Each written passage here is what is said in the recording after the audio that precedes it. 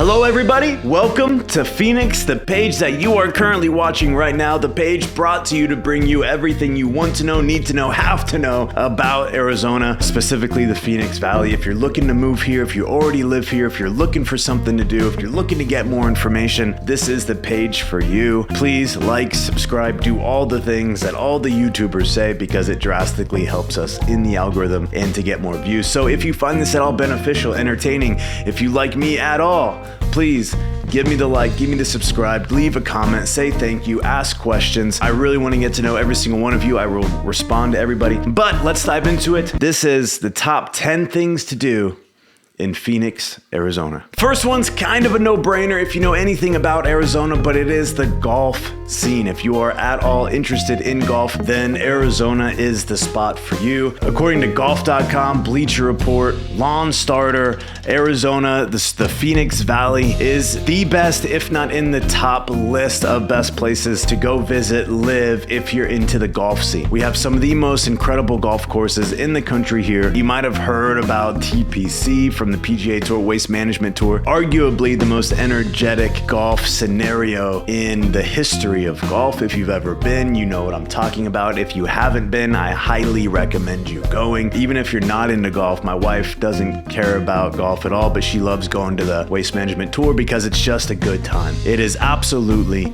crazy. And over the years, I would say over the last 5-6 years, it is drastically scaled. And now I prefer to go on Wednesday, Thursday, when it's not so busy during the Pro-Am. Friday, Saturday, Sunday, that's when it becomes more of there's significantly more people. And so I like to kind of be on the chiller side of things these days, but I highly recommend you going to that. But if you are into the old golf game, which I pretend I am, I like to be. We got some of the top courses. Like Whisper Rock, Upper and Lower, Desert Forest, Desert Mountain, Silverleaf, The Raven. We also have a ton. We have 200 courses in the Metro Phoenix area. And so you have your choice of where you want to go. If you're an amateur, if it's your first time, if you're at a handicap of 5, we got courses for you too. I can't wait to be there. But if you're into golf, Arizona is the place to be for sure. With the months October through April, it is golf season. Every golf course is packed, absolutely loaded. Absolutely love it. It is the place to go if you're looking to golf, if you're looking to visit, looking to move. Living on a golf course, I find it to be absolutely the best, having the view fencing. So if you're looking to golf, Arizona, absolutely incredible. The weather's amazing. It's even nice to walk the course. I know a lot of people aren't into the walking. They prefer to get on the cart and cruise around. Walking's really not that bad either. It's so nice out. It's actually a more peaceful, true way of playing the game. So I find a lot of enjoyment walking the course as well. But we have incredible courses. Just give it a Google. Some of the top courses in the freaking country are here and they're just beautiful. Check it out. Coming in at number 2 has got to be spring training. Now, I didn't really want to do back-to-back sports, but spring training, it is one of 2 meccas in the country when it comes to spring training. We have 10 stadiums, 15 teams play out of Arizona, and with tickets roughly being between 10 and 20 bucks, there are a few things that you could do more enjoyable. We try to hit as many games as we can every single year because it's just a good time. And with it starting in late February, the weather is incredible. And so you can go with a bunch of buddies. We tailgate it. We play bags and games out in the lawn, typically of the Cubs Stadium. I'm not a Chicago Cubs fan, but the Chicago Cubs fans are fun to be around. I even know the Cubs song. Hey, Chicago, what do you say? Cubs are gonna win today. Like it's just a good time to go to a Cubs game and be in that energy. And the stadiums are typically full. They're packed. Obviously, if you're into the drinking beers at baseball games, drinking it in the sun in 75 degrees, watching a game for the $10 ticket, laying out on the lawn, getting that sun, especially coming off of winter. So you're talking late February, sitting on the lawn, you put down the blanket, maybe have a tank top and shorts on, sunscreen, boom, boom, you're feeling the sun, drinking a beer. There's a few things that are more enjoyable than that, right? And I'm not even a giant baseball fan, but big into spring training. It's a good time. We host teams like the Diamondbacks, Chicago Cubs, Chicago White Sox, Cincinnati Reds, Cleveland Guardians, Colorado Rockies, Kansas City Royals, Los Angeles Angels, Los Angeles Dodgers, Milwaukee Brewers, Oakland Athletics, San Diego Padres, San Francisco Giants, Seattle Mariners, and the Texas Rangers.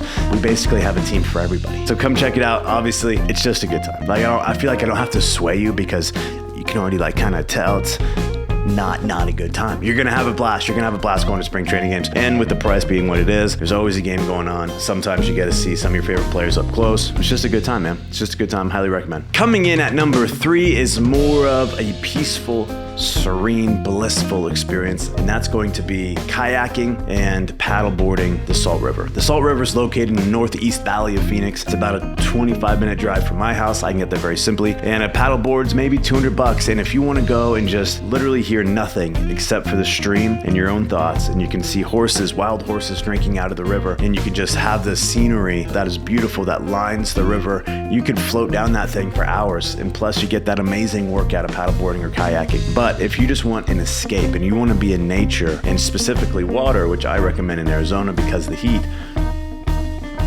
paddleboarding, kayaking the Salt River is just so convenient. So convenient. If you're in the East Valley, again, it's about 25 minutes from my house. I can strap a paddleboard, kayak right on top, throw it in the bed of my truck, and just get out of town, hit the water, and just have an incredible time. But it's more of like if you're looking for that peaceful type environment, because you're not going to hear anything. You might see a couple other paddleboarders, kayakers along the way. Depending on where you go, you might have some tubers, because in summer, the Salt River tubing is a big deal. And so if you're going during the summertime, you're going to run into those people, and it is a little hectic because that is definitely a party scene. But if you are going, let's say in March, when it's 75, 80 degrees outside, and you're trying to just get out there, like, it's just like blissful is really the only way to describe it. Like, you're not going to hear anything, you're not going to see anybody except just you and nature, and you're just going to be floating, get some tunes going, and you're just going to have an incredible time. Okay, coming in at number 4 is a debatable one. I'm going to say it is our sports scene here. Now with football, we got Cardinals, we got the Diamondbacks, we have the Suns, we have the Coyotes, and we are a growing sports town. Mostly right now because of the Suns. We have been on a heater the last couple of years, and so the environment around the Suns are incredible. And going to a game, I would say going to a basketball game is one of the more enjoyable experiences based around sporting events, because there's really no bad seat, right? Meaning, if you want to go to a Cards game and you get the nosebleeds, it's really hard to see what's going on. You just end up watching the Jumbotron, right? If you go to the Suns game in the Sun Stadium, you're sit so close that you can get a nosebleed seat, and you're still having an incredible time because you can see the court. Now, with the Suns doing well, the sports scene is starting to take off. Now, we're not known for a sports town. I get it, right? We're a little newer to the scene. We're not like frickin' Boston, where we have all this history behind us. We have the Patriots and the Celtics and all these incredible teams, but we're growing, and it's a good time, right? If you want to go to a Cardinals game, which I had Cardinals season tickets forever, it's just the tailgating aspect of it. Like, I'm sure you have it wherever you're from, wherever you're watching, if you're local, if you're not local, if you've done a tailgating experience, it's just fun, man. You bring the barbecue, you bring your friends, you're just having a good time. You're all there for the same reason, which is just to let go of life and have a good time in the moment. And so just being a part of that, and being with the culture, the Phoenix culture right now, with riding the Suns coattails, it's been an incredible experience. This is 2023, so if you're watching this in 3 or 4 years, I don't know where the Suns will be, but right now in June of 2023, Suns they're a good team, man. They're a good team, and they're helping the natives, the residents of Phoenix, become a larger sports fan, to plug into that world. So it's been fun, man, because I'm a big sports fan, so I'm happy to see the city kind of grabbing onto the Suns coattails and just riding this fandom as far as we can take it. But it is just a good time. I know it's kind of a cheap one because you probably have teams where you are and you might have been to games, but I'm throwing it in here because I'm a big sports fan. So there you go. All right, coming in at number 5 is, I'm a little biased on this one. It's the Phoenix Zoo. I've been going to the Phoenix Zoo since a wee lad, and we still go. I have a 3.5-year-old right now, and we take him on the regular. Me and my wife do things all the time where it involves walking. We're big walkers, so we could go for the Phoenix Zoo for an hour and just love it and have a good time. But Phoenix Zoo's been around for a long time, 60 years, 3,000 plus animals, and if you have kids, it's in my opinion, one of the best things you can do, especially between the months of October and May, right? April, when the weather's incredible, absolutely beautiful. So what better thing to do than just go walk around and check out some animals, right? Now, my recommendation, just based on my experience, just get a membership. Get a membership. If you have kids and you think you'll go a couple times a year, a membership for the family is roughly $279. Individual ticket for an adult is roughly $40. And so, you'll go a couple times and you'll break even. And so for us, having the membership is a tremendous savings. And so, because again, we probably go once every few weeks, maybe. Sometimes it is for an hour. Sometimes we do the whole zoo and we're there for 3-4 hours. It just kind of depends on what we got going on that day. But if you're looking just to have something that you can go and do in beautiful weather and just be outside and walk around with the fam, wear your kids out, right? For anyone with young ones, the Phoenix Zoo, tough to beat. tough to beat. It's also an incredible part of town going in. It's in Phoenix, but it's really like North Tempe. And so on the way home, you can grab amazing food. There's just a ton of stuff to do afterwards if you're looking for something to do after the Phoenix Zoo. But in note, if you do decide to go to the Phoenix Zoo, as you enter, you're gonna walk across this brick bridge. And on that brick bridge, you're gonna see little bricks with people's names on them. I have my own brick, so just throwing that out there.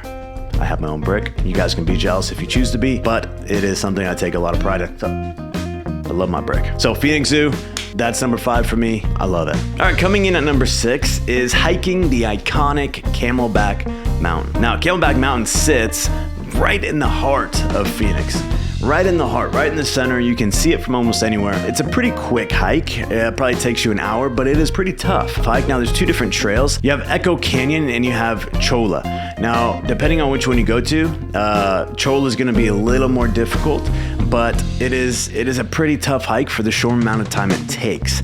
Now, where it's located, it does get fairly busy. It is iconic. Camelback Mountain, if you're not from here, if you don't know anything about Phoenix, it is by far the most common hiking place because of location, because of the views once you get to the top, because the difficulty in the short amount of time. It's very busy. It can get very, very busy. And so especially during the months where it's super nice outside. So if you do decide to go, and let's say summer, make sure you're bringing the water because it gets hot very, very quickly and it sneaks up on you, right? A lot of times you wake up in the morning and it's absolutely beautiful out if you haven't experienced the summer here. So you wake up and it's beautiful and you're like, hey, I got this. And then by freaking 9 o'clock, it's 100 degrees and you're pouring sweat. You're dehydrated, so just make sure you bring a lot of water. But if you live here, it's almost like mandatory. You gotta hike Camelback at least one time so you can understand what it is, so you can understand it, because it is iconic. It is like the hike to do. Number 6, Camelback Mountain.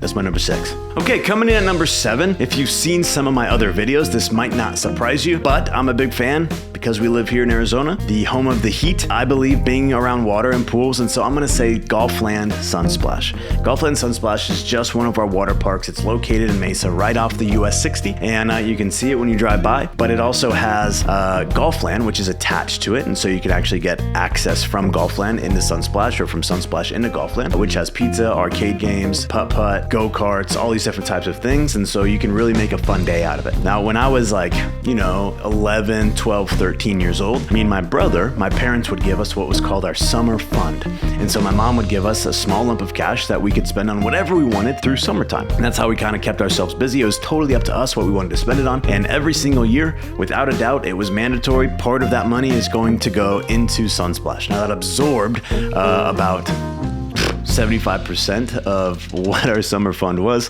But again, if you have that membership, then we win all the time. And now I have a 3.5-year-old. I haven't been there in probably 5-6 years. I have a 3.5-year-old right now. And so I'm super, super excited to get him there because he's just getting into like the pool and slides and water slides and that kind of stuff. And so Sunsplash just provides that, in the heat of summer, something to go and do in the water that'll just keep you entertained, right? And I know this is another cheap one because most cities have a water park, but this is ours, and this is the most popular one, especially in the East Valley. And so if you do move here, I highly recommend just check it out. Go to Golfland. Just if you got kids with the fam, check it out, see what you think, let me know, because Sunsplash was like a pillar in my youth growing up. All right, coming in at number 8, it is downtown Chandler. Now, we have a lot of cool different downtown areas: Gilbert, Chandler, Phoenix, Peoria. We have a lot of different cool downtowns.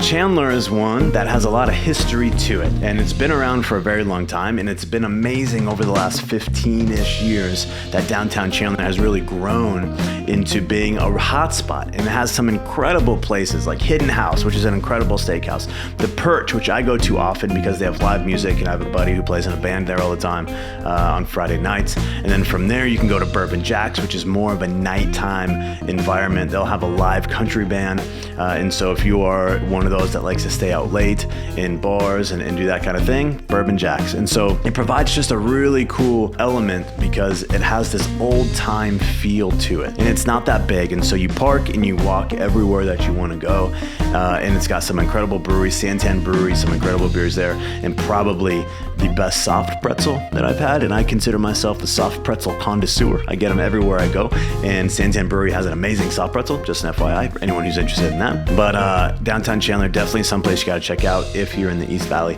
because it's just one of those places that just offers so much, where you just, again, you park and you hang out there the rest of the day, the rest of the night, just offers so much for you to do.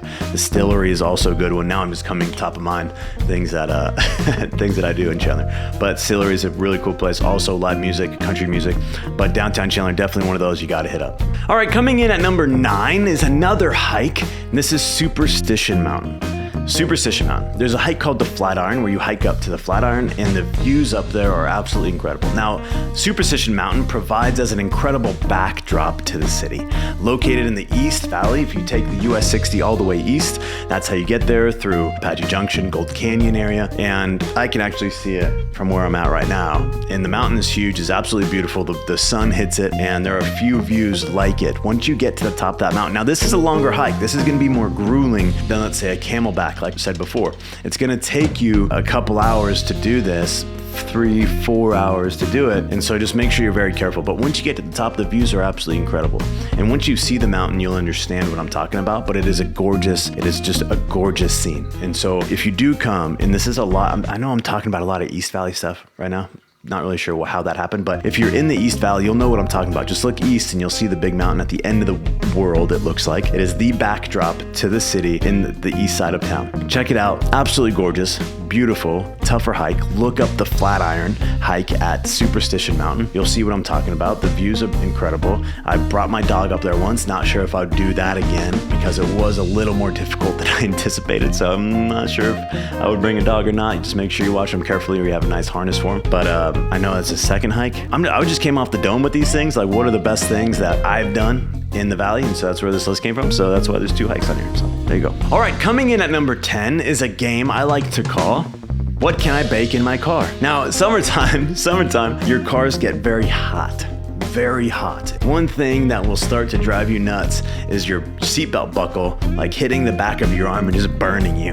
It's very, very common, very common. Or if you're a woman who wears shorter shorts and you have a leather seat, it burns your legs. The cars are like an oven. And so you can literally cook cookies in your car. You can cook, you put them right on the dash, let that sun bake them. This is more of a fun one, right? I'm doing this out of jest than anything else, but the cars get very hot, and so it's important to know, like, don't keep deodorant. Chapstick will get ruined. A certain type of car freshies. My wife makes car freshies that hang from the rearview mirror, make your car smell good. Those will melt. Things will melt inside of your car, especially if you park outside, if you work at an office, or you park in the driveway. Your car is like an oven. It really is like an oven. And so just try it. If you move here, try cooking cookies in your car, make a video out of it, have fun with it. And that wraps up my top 10 things to do in Phoenix, Arizona. This is just gonna be one of many top 10 lists of things to do in Arizona because it provides so much. Now, if you are thinking of moving here, living here, my name is Jeremy Fuhst. I own a large real estate team. We sell hundreds of homes every single year. So if you need help in understanding the Valley neighborhoods, what the market is doing, please don't hesitate to ask a question, leave a comment. My contact info will be at the top of the comments pinned there. If you do need anything, have any questions, I will leave my personal cell phone number so you can shoot me a text if that is more comfortable for you. But again, please like, subscribe, do all the things because I am trying to help as many people as I can, and I'm very biased and passionate about what Arizona brings to the table and would like for as many people to see this as possible. So guys, I appreciate you. If you're seeing this, that means you watched the entire thing, and thank you so much because that's very difficult to do, and I hope you have a beautiful day, and I hope to hear from you guys soon. See ya.